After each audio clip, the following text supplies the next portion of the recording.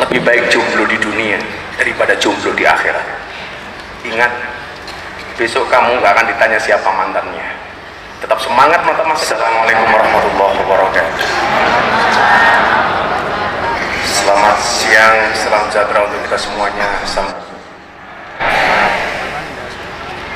Bapak Gubernur, saya selalu berdoa mudah-mudahan beliau tetap istiqomah dalam kebaikan. Amin. Bahasa Kang Deddy konsisten, bahasa agama itu istiqomah. Istiqomah itu memang berat Bapak Ibu, karena kalau ringan namanya istirahat.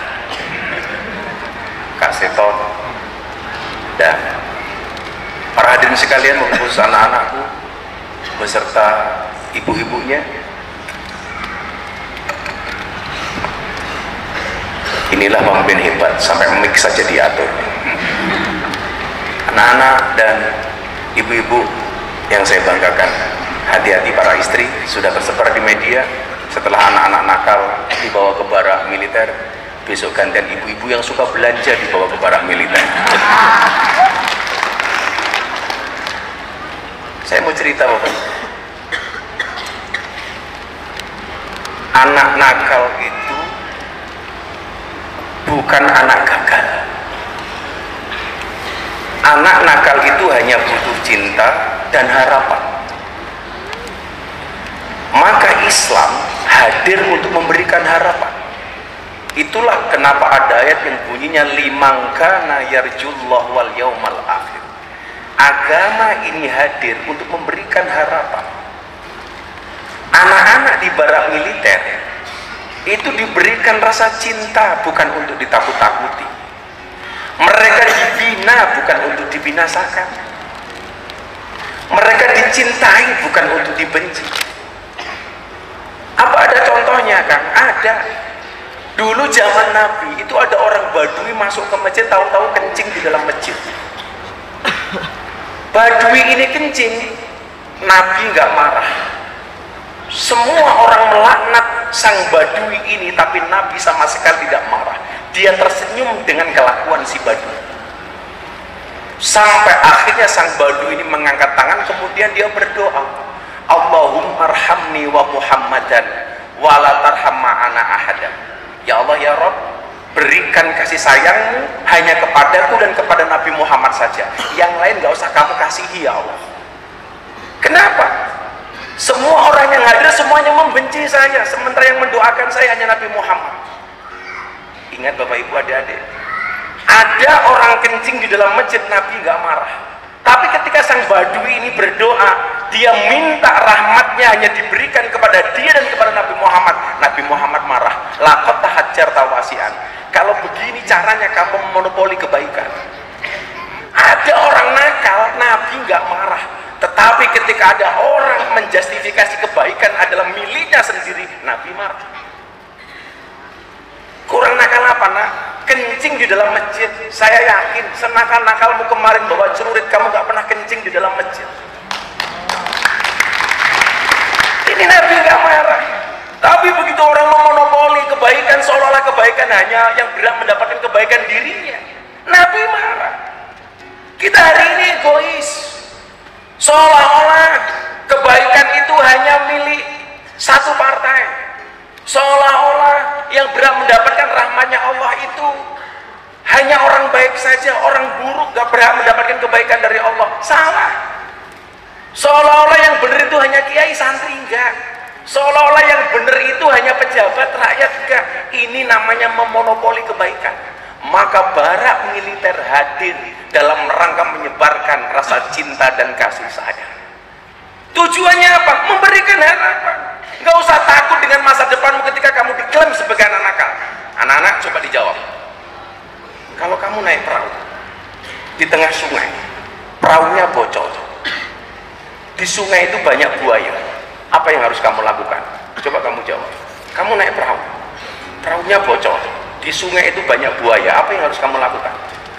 Pasrah, menyerah, doa. Jawabannya semuanya benar tapi nggak benar. Bayangkan kalau Anda naik perahu, perahunya bocor, di sungai itu banyak buaya, apa yang harus kamu lakukan? Yang harus kamu lakukan cuma satu, nak, apa? Berhenti membayangkan. Berhenti membayangkan. Kita itu kadang-kadang, mohon maaf Kak Seto, anak-anak nakal itu kadang-kadang takut dengan masa depannya. Maka saya selalu bilang, bayangan itu adalah ilusi buruk tentang masa depan. Daripada kita buang-buang waktu untuk membayangkan sesuatu yang belum terjadi, lebih baik apa? Jalani. Makanya saya sama Kang Deddy itu sama. Olahraganya, hobinya itu bukan lari tapi jalan. Kenapa nak? Karena hidup itu tentang perjalanan, bukan tentang pelarian. Nah, yang ingin saya sampaikan apa? Kebijakan ini bagus, kebagus. Maka yang perlu kita lakukan apa? Ayo jalani bareng-bareng. Kalau ada kurangnya ditambah, nggak ada yang sempurna kok. Anak-anak nggak usah takut dengan masa depan. Ingat, masa depan itu seperti sekumpulan tahu. Ustaz, mohon maaf, masa depan itu seperti sekumpulan tempe. Apa? Nggak ada yang tahu. Loh, kamu bisa lebih hebat dari Kang Deddy loh kamu. Amin. Ah, nggak diaminkan. Kalian bisa lebih hebat daripada Kak Seto. Lebih hebat daripada Gus Miftah. Kalian bisa. Terus istrinya bisa lebih cantik dibanding saya. Yang jelas istrinya lebih cantik dibandingkan Kang Deddy. Kenapa? Gak punya istri. Tapi saya bilang, Kang Deddy janji sama saya Bapak Ibu, kalau jadi gubernur nikah lagi, saya yang diminta untuk menikahkan Kang Deddy. Persoalannya yang mau nasihat pernikahan saya sudah siap, tapi Kang Deddy-nya belum siap. Tapi saya meyakini akan datang satu saat Kang Deddy akan dipertemukan dengan orang yang tepat, yang kedatangannya untuk menetap bukan karena nafsu sesaat. Santai saya Kang Deddy, insya Allah sabar itu indah, sabar itu menyenangkan. Indahnya kapan Kang? Ya sabar saja. Maka saya pengen mindset Anda setelah keluar dari bara ini, adik-adik, jadilah seperti raja hutan. Saya mau tanya, raja hutan itu siapa? Anak-anak coba dijawab. Harimau, mau. Tadi kata Kang Deddy. Di Jawa Barat itu yang paling diandalkan mau, harimau. Kalau Indonesia dengan Australia pasti beda kan, nggak usah sapi kan Deddy. Ayam aja tuh beda. Ayam Indonesia dengan ayam Jepang itu beda. Bedanya apa? Ayam Jepang itu budek-budek, makanya diteriaki. Kalau ayam Indonesia itu dablek-dablek, makanya digeprek. Pertanyaan saya begini ada, sebelum saya kasih renungan, kenapa raja hutan itu harimau? Kenapa kok bukan gajah? Padahal gajah itu badannya lebih besar dibandingkan harimau. Kenapa bukan jerapah? Jerapah itu badannya lebih tinggi daripada harimau. Kenapa bukan citah yang larinya lebih kencang dibandingkan harimau? Kenapa harimau? Yang badannya lebih kecil dibandingkan gajah, lebih pendek dibandingkan jerapah, larinya tidak lebih kencang dibandingkan citah. Kenapa harimau? Karena bagi harimau, setiap kali melihat gajah yang dilihat adalah makan siang. Semakin besar gajah dilihatnya, semakin besar potensi makanannya. Harimau berhasil mereduksi keberadaan gajah hanya sebatas makan siang. Itu apa nak? Mindset, pola pikir. Maka kesuksesan itu mohon maaf, 80% itu karena mindset, 20% hanya karena kecerdasan. Kalau Kang Deddy ini memimpin Jawa Barat hanya tekbok, hanya dengan kecerdasan, pasti larinya tidak cepat. Apa-apa harus konsultasi dulu, harus nanya dulu. Itu tadi, belum sampai rumah sakit pasiennya sudah mati. Artinya apa? Mindset kamu dididik di barang militer untuk menjadi orang besar. Maka saya doakan semuanya menjadi orang besar. Maka saya terima kasih kepada Kang Deddy. Saya selalu berharap, saya kan nulis kemarin, saya berharap mudah-mudahan ini tidak hanya terjadi di Jawa Barat, tapi bisa diduplikasi ke seluruh provinsi yang ada di Indonesia. Dan pionirnya adalah Jawa Barat. Tepuk tangan untuk KDN. Anak-anakku sekalian, di sampingmu ada ibu-ibumu, di sampingmu ada bapak-bapak. Nah, anak itu kurang ajar, nah. Kalau bapak ibunya punya mobil, Anak dengan bangganya mengatakan ini mobil. Tapi begitu gantian anak punya mobil, orang tua nggak boleh ngaku-ngaku. Bapak ibunya punya rumah, anak dengan bangganya mengatakan ini rumahku.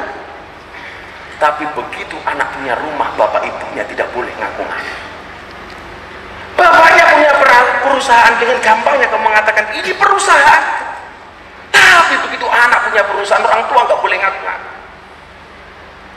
Orang tua satu bisa ngurusi 21 anak tadi kata Kang Dedi. Tapi 21 anak belum tentu bisa ngurusi kedua orang tuanya. Anak 5 malam nangis, ibumu ikhlas bangun untuk memelihara mengurusi anak-anaknya. Tapi begitu orang tua gantian nangis, anak 5 bahkan anak 21 belum tentu bisa mengurusi orang tuanya. Maka hari ini saya kasih renungan untuk kita semuanya, termasuk untuk anak-anak. Tolong teman-teman dari MK9 bisa ngiringi apa yang mau saya sampaikan sebagai sebuah renungan. Nah, ibu, sampaikan kepada ibumu, ibu, namamu ada dalam setiap nafasku. Ibu, engkau tidak pernah meminta balasan. Sebelum saya lanjutkan, saya minta setiap anak memegang erat tangan ibunya. Pegang dengan erat. Bayangkan dari saat kamu mau dilahirkan, bahkan di saat ibumu mengandung kita, di saat kita berada dalam kandungan ibu kita. Ibu, namamu ada dalam setiap nafasku. Ibu, engkau tidak pernah meminta balasan. Saat tanganmu lelah, tapi tetap kau pakai untuk menyuapi kami. Saat kakimu bengkak, tapi tetap kau gerakkan, hanya demi memastikan kami berangkat sekolah tepat waktu. Ibu, engkau rela tidak makan demi anakmu bisa kenyang. Engkau pura-pura kuat saat hatimu sebenarnya hancur. Dan saat kami mulai tumbuh dewasa, kau perlahan mundur, bukan karena tak ingin dekat, tapi karena kau ingin kami kuat. Engkau mungkin tak sekolah tinggi, wahai ibu, tapi engkaulah universitas cinta yang mengajari kami makna ikhlas. Engkau mungkin tidak paham teknologi, tapi engkau tahu detik kapan anakmu sedang pura-pura tegar. Pernah engkau menangis diam-diam karena tak sanggup membelikan baju lebaran yang diminta anakmu. Tapi yang kami tahu waktu itu, engkau tetap tersenyum sambil berkata, yang penting kita sehat ya nak. Ibu, jika surga ada di bawah kakimu, maka neraka ada dalam hati kami. Jika kami pernah menyakitimu, walau hanya dengan nada suara yang meninggi. Sekarang kami sibuk mengejar dunia, kadang lupa menanyakan kabarmu. Tapi engkau tak pernah lupa mendoakan nama kami satu persatu sepertiga malam. Maafkan kami ibu, yang sering lalai, yang sering tak tahu diri, yang sering berpikir cinta ibu itu biasa saja, padahal cintamu tak biasa. Cintamu adalah alasan kenapa kami masih hidup dan masih punya tempat untuk pulang. Ibu, terima kasih kami untuk ibu.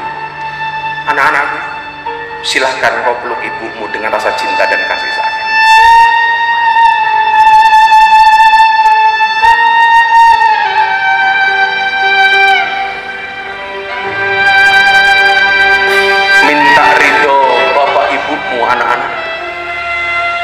Minta doa dari bapak ibumu, anak-anak.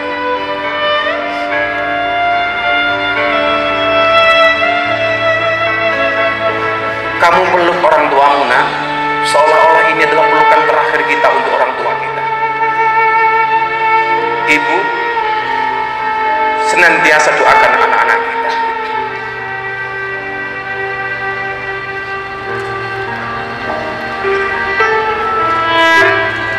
Semoga Allah meridhai perjuangan kita. Al-Fatihah. Alhamdulillahirrahmanirrahim. Iyyaka na'budu wa iyyaka nasta'in. Ihdinas siratal mustaqim.